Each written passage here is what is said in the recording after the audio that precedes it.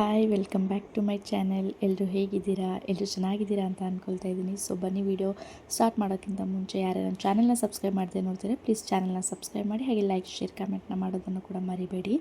So ಇವತ್ತು ನಮ್ಮ ಮನೆಗೆ ಗೆಸ್ಟ್ಸ್ ಬರ್ತಾಯಿದ್ದಾರೆ. ಅಂದರೆ ನಮ್ಮ ಅಣ್ಣ, ನಮ್ಮ ಅತ್ತಿಗೆ ಅವರು ಬರ್ತಾಯಿದ್ದಾರೆ, ನಮ್ಮ ಅಕ್ಕ ಅವರು ಬರ್ತಾಯಿದ್ದಾರೆ. ಅದಕ್ಕೋಸ್ಕರ ಅವರಿಗೆಲ್ಲ ನಾವು ನಾನ್ ವೆಜ್ ಊಟ ಮಾಡೋಣ ಅಂತ ಹೇಳಿಬಿಟ್ಟು ಅಡುಗೆನ ಮಾಡ್ತಾಯಿದ್ದೀವಿ. ಸೊ ಎಲ್ಲರೂ ಅವ್ರವ್ರ ಕೆಲಸದಲ್ಲಿ ಬ್ಯುಸಿ ಇದ್ದಾರೆ. ಯಾರು ಕೂಡ ಫ್ರೀಯಾಗಿ ಕೂತ್ಕೊಳ್ಳೋಕ್ಕೆ ಚಾನ್ಸೇ ಇಲ್ಲ ಅಂತಲೇ ಹೇಳ್ಬೋದು. ಯಾಕಂದರೆ ಎಲ್ಲರೂ ಫಂಕ್ಷನ್ಗಂತ ಬಂದಮೇಲೆ ಎಲ್ಲರೂ ಯಾರದೇ ಮನೆಗೆ ಹೋದ್ರೂ ಕೂಡ ಎಲ್ಲರೂ ಬ್ಯುಸಿಯಾಗೇ ಇರ್ತಾರೆ. ಸೊ ನಾನಂತೂ ಕುಕ್ಕಿಂಗಲ್ಲಿ ಬ್ಯುಸಿಯಾಗಿದ್ದೆ, ನನ್ನ ಹಸ್ಬೆಂಡು ಕುಕ್ಕಿಂಗಲ್ಲಿ ಬ್ಯುಸಿಯಾಗಿದ್ದರು, ನಮ್ಮ ಅಕ್ಕ ನನಗೆ ಹೆಲ್ಪ್ ಮಾಡ್ತಾಯಿದ್ರು. ಸೊ ಹಾಗಾಗಿ ಎಲ್ಲರೂ ಕೂಡ ಬ್ಯುಸಿಯಾಗಿದ್ವಿ. ಮಧ್ಯಾಹ್ನ ಊಟಕ್ಕೆ ಇನ್ವೈಟ್ ಮಾಡಿರೋದಕ್ಕೋಸ್ಕರ ಬೆಳಗ್ಗೆ ಬೇಗ ಬ್ರೇಕ್ಫಾಸ್ಟ್ ದೋಸೆ ಚಟ್ನಿನ ತಿಂದ್ಕೊಂಡು ಮಧ್ಯಾಹ್ನ ಅಡುಗೆಗೆ ನಾವು ಗೆಸ್ಟ್ ಬರೋಷ್ಟರಲ್ಲಿ ರೆಡಿ ಮಾಡಿ ಇಡೋಣ ಅಂತ ಹೇಳಿಬಿಟ್ಟು ರೆಡಿ ಮಾಡ್ತಾಯಿದ್ದೀವಿ. ಸೊ ಇಲ್ಲಿ ಫಸ್ಟು ನಾನು ಕೋಳಿ ಕಾಲನ್ನ ತೊಗೊಂಬಂದಿದ್ರು. ಅದು ತುಂಬಾ ಸ್ಟ್ರೆಂತ್ ಅಂತೆ, ನನಗೆ ಗೊತ್ತಿಲ್ಲ. ಒಂದು ಥರ್ಡ್ ಟೈಮ್ ಇದು ತರ್ತಾಯಿದ್ದೀವಿ ನಾವು ಕೋಳಿ ಕಾಲನ್ನ. ಇಲ್ಲಂದರೆ ನಾವು ಯಾವತ್ತೂ ತರೋದಿಲ್ಲ, ಗೊತ್ತಿಲ್ಲ ನನಗೆ ಸ್ಟ್ರೆಂತ ಏನು ಅಂತ. ಬಟ್ ಯಾರಿಗಾದ್ರೂ ಗೊತ್ತಿದ್ದರೆ ನಮಗೆ ತಿಳಿಸಿ ಕಮೆಂಟ್ ಬಾಕ್ಸಲ್ಲಿ. ಕೋಳಿ ಕಾಲು ಸ್ಟ್ರೆಂತ್ ಅಂತ ಏನಾದರೂ ಇದ್ದರೆ ನಮಗೆ ತಿಳಿಸಿ. ಸೊ ಹಾಗಾಗಿ ಫಸ್ಟು ಇದನ್ನು ನಾನು ಗ್ಯಾಸ್ ಸ್ಟವ್ ಮೇಲೆ ಬರ್ನ ಮಾಡ್ಕೊತಾ ಇದ್ದೀನಿ, ಸುಟ್ಕೊತಾ ಇದ್ದೀನಿ. ಅದಾದಮೇಲೆ ಅದ್ರ ಮೇಲಿರುವ ಸ್ಕಿನ್ನು ನಮ್ಮ ಅಕ್ಕ ರಿಮೂವ್ ಮಾಡಿ ಕೊಡ್ತಾಯಿದ್ಲು. ಇನ್ನು ಒಂದು ಕಡೆ ನನ್ನ ಹಸ್ಬೆಂಡು ಅವ್ರ ಸ್ಟೈಲಲ್ಲಿ ಅವರು ಚಿಕನ್ ಸಾಂಬಾರನ್ನ ಮಾಡ್ತಾಯಿದ್ರು ಅಂತಲೇ ಹೇಳ್ಬೋದು.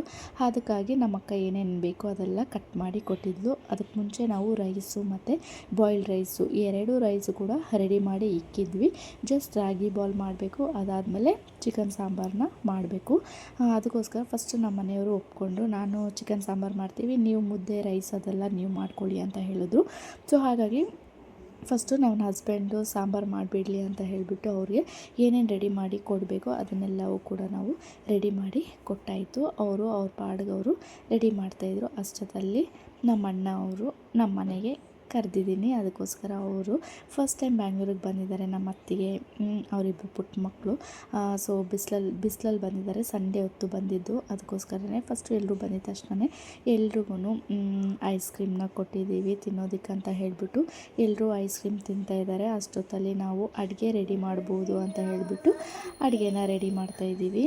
ಆಲ್ಮೋಸ್ಟ್ ಚಿಕನ್ ಸಾಂಬಾರು ಕೂಡ ರೆಡಿ ಆಯಿತು. ನಾನು ಒಂದು ಕಡೆ ವೈಟ್ ರೈಸ್ ಇಟ್ಬಿಟ್ಟಿದ್ದೆ, ವೈಟ್ ರೈಸು ಕೂಡ ಆಗಿತ್ತು.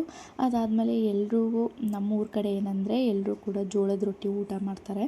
ಸೊ ಹಾಗಾಗಿ ನಾನು ಒಂದು ಸ್ವಲ್ಪ ಸ್ಪೆಷಲಾಗಿ ಅವ್ರಿಗೆ ರಾಗಿ ಬಾಲ್ ಮಾಡೋಣ ಅಂತ ಹೇಳಿಬಿಟ್ಟು ರಾಗಿ ಬಾಲ್ನ ಮಾಡೋಣ ಅಂತ ಪ್ಲ್ಯಾನ್ ಮಾಡಿಕೊಂಡು ಮುದ್ದೆ ಮಾಡ್ತಾಯಿದ್ದೆ.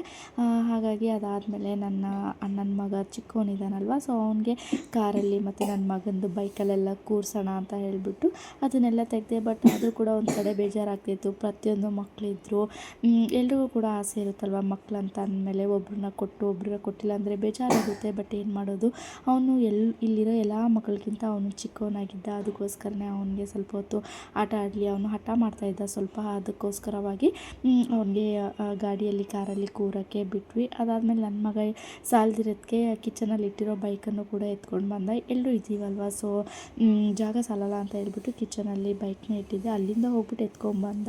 ಸೊ ಅದಾದಮೇಲೆ ಫೈನಲಿ ಎಲ್ಲರೂ ಕೂಡ ಊಟಕ್ಕೆ ರೆಡಿಯಾಗಿ ಕೂತ್ಕೊಂಡಿದ್ರು.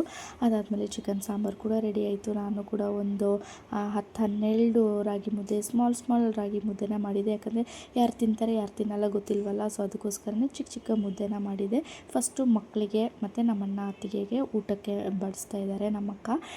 ಅವರು ನನಗೆ ತುಂಬಾ ಹೆಲ್ಪ್ ಮಾಡಿದ್ರು ಅಂತಲೇ ಹೇಳ್ಬೋದು. ಒಂದು ಪಾತ್ರೆ ತೊಳೆಯೋದು ಹಿಡ್ಕೊಂಡು, ಮಕ್ಕಳಿಗೆ ಊಟ ಮಾಡಿಸೋದ್ರೆ ಹಿಡ್ಕೊಂಡು, ಮಕ್ಳಿಗೆ ಬಡಿಸೋದಾಗಿರ್ಬೋದು, ಮನೆಗೆ ಬಂದಿರೋರಿಗೆ ನೋಡ್ಕೊಳ್ಳೋದಾಗಿರ್ಬೋದು, ಪ್ರತಿಯೊಂದರಲ್ಲೂ ಕೂಡ ನನಗೆ ಇನ್ವಾಲ್ವ್ಮೆಂಟ್ ಆಗಿ ನನಗೆ ತುಂಬಾ ಹೆಲ್ಪ್ ಮಾಡಿದ್ರು ನಮ್ಮಕ್ಕ. ಸೊ ಹಾಗಾಗಿ ನನಗೂ ಕೂಡ ತುಂಬಾ ಖುಷಿ ಆಯಿತು, ಇಬ್ಬರು ಸೇರಿ ಮಾಡಿದ್ದೀವಿ ಅಂತ ಹೇಳಿಬಿಟ್ಟು. ಅದಾದಮೇಲೆ ನಾನು ಒಂದು ಸ್ವಲ್ಪ ವೀಡಿಯೋ ಕ್ಲಿಪ್ಪಿಂಗ್ನ ತೊಗೊಳ್ಳೋಣ ಅಂತ ಹೇಳ್ಬಿಟ್ಟು ವೀಡಿಯೋ ಕ್ಲಿಪ್ಪಿಂಗ್ನ ತೊಗೊಂಡೆ. ಅದಾದಮೇಲೆ ಸೆಕೆಂಡಾಗಿ ನಮ್ಮ ಅಕ್ಕ, ಇನ್ನೊಬ್ಬರು ಅಕ್ಕ, ನಮ್ಮ ಭಾವ ಅವರು ಬಂದಿದ್ದರು. ಬಟ್ ಅವ್ರು ಬಂದಾಗ ನಾನು ವೀಡಿಯೋ ಕ್ಲಿಪ್ಪಿಂಗ್ ತೊಗೊಳಕ್ಕಾಗಿದ್ದಿಲ್ಲ. ಏನಕ್ಕಂದರೆ ಇವರೇ ನಮ್ಮ ಅಕ್ಕ, ನಮ್ಮ ದೊಡ್ಡಮ್ಮ ಎಲ್ಲರೂ ಬಂದಿದ್ದರು. ಬಟ್ ವೀಡಿಯೋ ಕ್ಲಿಪ್ಪಿಂಗ್ ತೊಗೊಳಕ್ಕೆ ಆಗಿಲ್ಲ, ಫೋನ್ ಮರ್ತೋಗ್ಬಿಟ್ಟಿದ್ದೆ ನಾನು ಎಲ್ಲಿಕ್ಕಿದ್ದೀನಿ ಅಂತ. ಸೊ ಅದಾದಮೇಲೆ ಅವರು ಕೂಡ ಊಟ ಮಾಡಿಕೊಂಡು ಹೊರಟರು. ಈಗ ನಾವು ನಮ್ಮಮ್ಮ ಮನೆ ಕಡೆ ಒಂದು ರೌಂಡ್ ಹೋಗಿ ಬರೋಣ ಅಂತ ಹೇಳಿಬಿಟ್ಟು ಹೋಗ್ತಾ ಇದ್ದೀವಿ. ಸೊ ಇದೊಂದು ಪುಟ್ಟು ವ್ಲಾಗ್ ಆಗಿತ್ತು ಅಂತಲೇ ಹೇಳ್ಬೋದು. ನಿಮಗೇನಾದರೂ ಈ ವ್ಲಾಗ್ ಇಷ್ಟ ಇದೆ ಪ್ಲೀಸ್ ಲೈಕ್ ಶೇರ್ ಕಮೆಂಟ್ ಮಾಡೋದನ್ನು ಕೂಡ ಮರಿಬೇಡಿ. ಸಿಗ್ತೀನಿ ನೆಕ್ಸ್ಟ್ ವಿಡಿಯೋದಲ್ಲಿ. ಮುಂದಿನ ವ್ಲಾಗ್ ಮಿಸ್ ಮಾಡಬೇಡಿ. ನಾವು ಟ್ರಿಪ್ ಹೋಗಿದ್ದೀವಿ, ಎಲ್ಲಿ ಹೋಗಿದ್ದೀವಿ, ಯಾವ ಜಾಗಕ್ಕೆ ಹೋಗಿದ್ದೀವಿ, ಏನೇನೆಲ್ಲ ಎಂಜಾಯ್ ಮಾಡಿದ್ದೀವಿ ಅಂತ ನೆಕ್ಸ್ಟ್ ವೀಡಿಯೋದಲ್ಲಿ ಸಿಗ್ತೀನಿ. ನೆಕ್ಸ್ಟ್ ವೀಡಿಯೋ ಯಾರು ಕೂಡ ಮಿಸ್ ಮಾಡದೆ ನೋಡಿ ಅಂತ ಹೇಳ್ತಾ ಇದ್ದೀನಿ. ಸೊ ಬನ್ನಿ, ಇದಾಗಿತ್ತು ಇವತ್ತಿನ ವ್ಲಾಗ್. ಸಬ್ಸ್ಕ್ರೈಬ್ ಮಾಡಿಲ್ಲ ಅಂದರೆ ಸಬ್ಸ್ಕ್ರೈಬ್ ಮಾಡ್ಕೊಳ್ಳಿ. Thank you for watching. Bye bye.